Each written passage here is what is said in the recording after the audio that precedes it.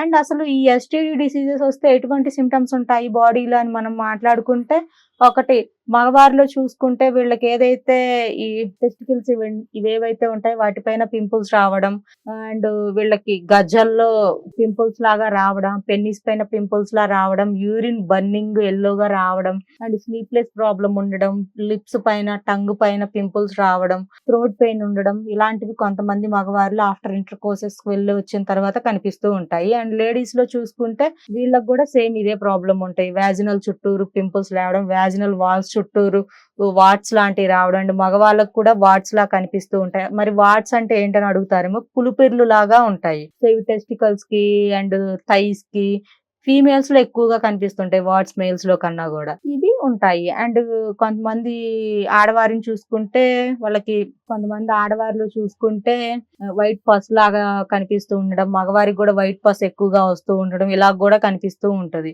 So ఇది కూడా మనం మన బాడీలో సంథింగ్ ఏదో ఒక ఎస్టీడీ ఇన్ఫెక్షన్ ఉన్నట్టు ఇది కూడా ఒక సిగ్నల్ అని మనం గుర్తుపెట్టుకోవాలి. అండ్ కొంతమందికి పెన్నిస్ లో నుంచి, లేడీస్ కి అయితే వాజినాలో నుంచి ఇలా వస్తూ ఉండడం, చీమ్ లాగా కారడం ఇలా ఉంటది. అండ్ కొంతమందికి యానస్ సైడ్ కూడా ఈ వాట్స్ రావడం ఇలా ఉంటూ ఉంటది. సో ఇవన్నీ కూడా మనకి ఎస్టీడీ ఇన్ఫెక్షన్స్ వచ్చాయి అని ఇది ఒక మనకి గుర్తు పెట్టుకోండి.